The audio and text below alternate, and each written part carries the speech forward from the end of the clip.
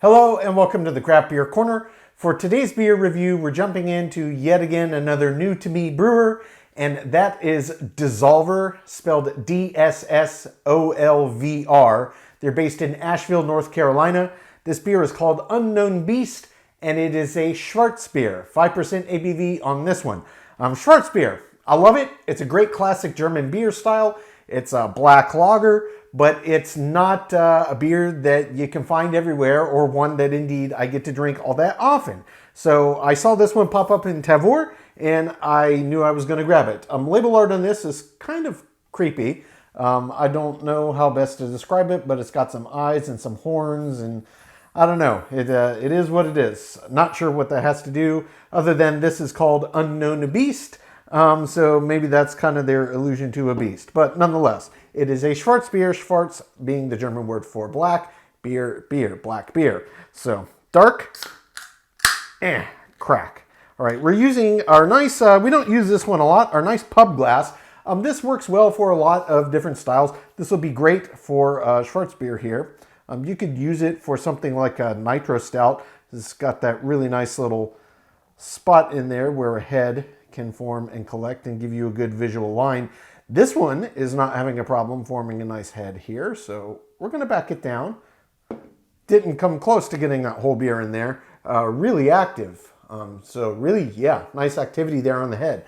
Holding this up for only 5%. Yes, it is a Schwarzbier. That means dark, it means black. But for only 5%, I wouldn't expect this to be actually as essentially pitch black as it is. I can't see through this at all. You don't often get that on a Schwarzbier. Sure, if you're in a relatively dimly lit bar, your typical situation, you're getting off of it a tap there, it's probably going to look very, very dark. But, reviewing beers like I do with these really bright LED set lights, I can really get a real sense of just how absolutely dark or not a beer really is. And this is pitch black, surprisingly so. I've had many stouts with way higher ABVs than this that were not pitch black. So impressive, very, very impressive color on this.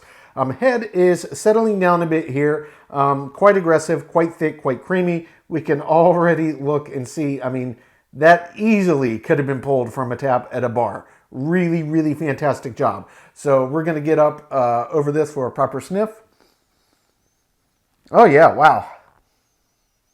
Okay, so I'm smelling a fair bit in here that is classic Schwarzbier. It's got some underlying kind of molasses notes, a slight bit of sweetness on the nose. Definitely smells lagery and less ale-like. But the thing I got to say about this one is it's got a really impressive roasty note to it. It almost reminds me about the depth of roasting on malts that you would find in a porter, like that kind of aroma. Smells really, really nice. You don't always get that in a Schwarzbier.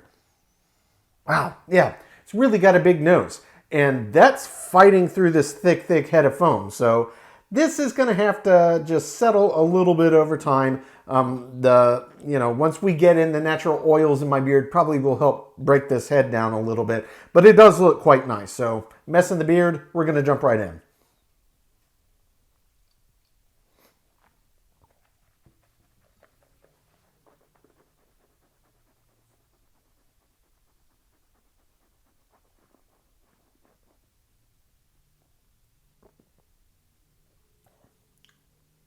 Oh man, wow. The flavor intensity on this and the depth of the roast is just as intense as I got on the nose. I did not expect that. This is not your average Schwarzbier by any stretch. This is huge. This is very ale-like in its presentation. And I'm really just talking about the intensity of what's behind it. You don't often find a lager with that kind of intensity unless you're looking at things like Box, Doppelbox in those higher ABV ranges. This is only 5%, but I gotta say, the intensity of the aroma and the intensity of the flavor is absolutely next level for a 5% Schwarzbier. So Dssolvr, I'm liking what you're doing with this. If you pull off this style this well, I absolutely want to try some more of your offerings. This is really, really good. So before we get into the nitty-gritty specifics about the flavor profile, let's talk about the weight, let's talk about the mouthfeel. So this is 5%, it's a lager. The weight on this is a big full medium. it actually has a lot more presence to it than you would expect for just a 5% Schwarzbier. It's very nice. It's very impressive. The mouthfeel, I got to say, is essentially the same story here. It's got a good bit more resistance to it than you would expect for a Schwarzbier at 5%. But I'm guessing this is coming to them using a lot more darker malts in this, which are naturally going to have a little bit less sugar because it's already been kind of caramelized out during the roasting process. And because it's got such a big deep roast, they probably used more of them. So yeah, more malts, still not that crazy high of an ABV at just 5%, but definitely having more malts present is going to add for a more robust body and a more robust mouthfeel. And that is indeed the case here. Definitely more substantial than your average Schwarzbier at 5%. And it's really, really nice though. The body and the mouthfeel pair very well together, but it also texturally gives you a lot to kind of stack up to these big flavors that are coming at you. It's very, very big. So this head has settled down finally. I'm going to top this off more gently this time to get this up to a good spot. Can we finish that off? Yes, yes we can. So we're going to finish getting the rest of that beer in there, and that's right below the top of the little indent line, so that's perfect. Spin the can around, and we're going to jump in for a second sip. Body and mouthfeel, awesome. The flavors I want to get again, they're big, they're bold, they're roasty, there's a lot of nuance. I want to pick that out specifically, then we're going to come back, talk about the balance and the finish. But first sip, incredible Schwarzbier.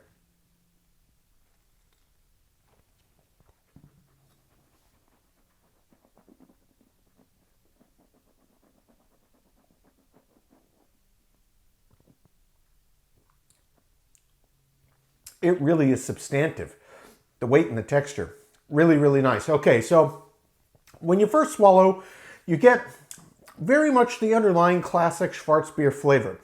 And it just slowly blooms up in pretty quick intensity over the first 2-3 seconds until it's kind of fully there.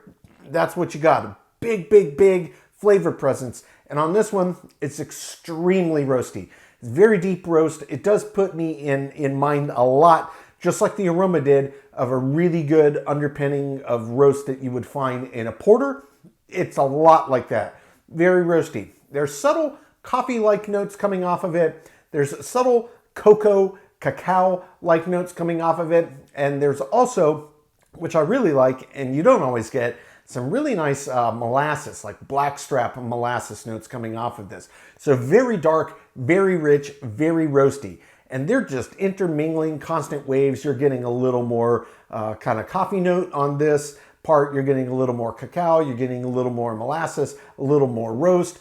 There's almost even a slight smoky quality to this, almost bordering on char. And it does indeed put me in mind a lot of like that level of bordering on smoke that you get out of an Italian or French roast coffee bean. Very, very nice. This is a big, big, bold beer. It's got a big presence, body, and mouthfeel, and it's got really big aroma and really big flavor intensity to back it up. In terms of the balance on this, whatever malts they chose and whatever yeast they did, the balance of the ingredients and how much they put in, I absolutely think they nailed it. This beer has real presence, it's really big, and it doesn't feel like it's over the top or like any of the individual nuances that they put in here are having to fight for attention. They're coming out in full force and they're working beautifully together. So, the finish. This is a nice, wet finish all the way to the end. There's really no dryness at all on the palate until you get the very final seconds between the last sip that you took and the last vestiges of flavor lingering on the palate. You do get just a touch of dryness right on the back. It's just for a fleeting moment and then it's gone and your palate's effectively cleansed. But the finish length as well is very, very long on this. And it really comes down to the pungency of the roasty malts in this malt bill. They really do linger on the palate. All of those traits, the molasses, the coffee, the cacao, the roast, the char, the bordering on smoke, and some underlying earthiness. And yes, there is a decent bit of bitters coming out of this, and it's really coming from this malt bill. I don't know what hops they did use. I'm not really picking up any real hop notes but I'm definitely getting a good bit of roasty bitters and earthy bitters, and it feels to me like it's coming out of the malt mill. They really do linger, and they're in full force and in perfect balance all the way to the end. Guys, this is a really, really nice Schwarzbier. Easily one of the best I've had to date. I'm going to take my time, sip on this one, call it my scores. When we come back, we'll get this beer ranked from top to bottom.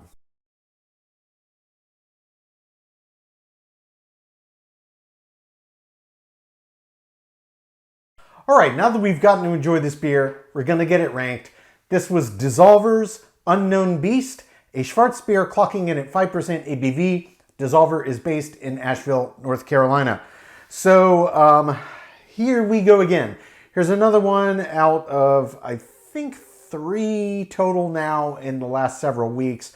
I don't know, 3, 4, 5 weeks, give or take, that have attained that illustrious perfect score. Indeed, there's not much else to say here. I think that I nailed it when I was experiencing the beer and really didn't take that much effort to go through and come up with the scores. As I went back and was sitting down taking notes, really picking this apart to get my scores, my initial impressions were spot on. This is a perfect example of a Schwarzbier. Indeed, I gotta say, this is probably the single best Schwarzbier I've ever had. I've had, probably 10, 15, 20 over the years, most of which have been German, several of which have been American craft, but this was easily the best.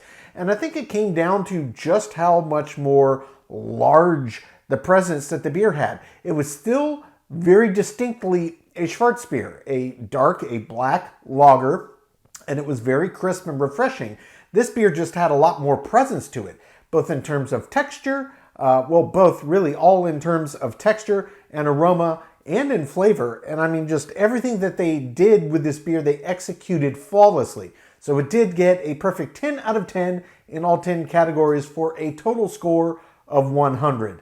So I think now the total beers that I've reviewed to date out of the several hundred now is maybe getting close to 20. So it's still a very small percentage of the overall volume I've reviewed, but I've been very lucky in the last several weeks. I don't know if it's just sheer dumb luck of the draw, if Tavour is being a bit more selective, trying to curate and find beers that are really, really great examples. But yeah, I mean, I'm happy. Whatever the happy accident is that's causing this to occur, I'll take as much as I can get. This was just another great example of a top-tier, world-class beer done right. And if you like Schwarzbier, you like darker beers, but like the crispness of a lager, maybe you've never tried a Schwarzbier, definitely try to get your hands on one. If it's not this specific beer, but just give the style a chance. It's not the easiest to find, but if you search enough, you can, and certainly you'll be able to find it at Total Wine, even if your local brewer or craft shop doesn't have it. You'll be able to find some absolutely worth it. Folks, that's today's review. As always, I do sincerely appreciate you tuning in today. Please don't forget to like, comment, and subscribe. If you want to stay in the loop when our videos go live, just turn on your notifications, hit that bell icon. It's right next to the subscribe button. Until next time, keep your beer, keep your craft. We'll see you on the next one. Cheers.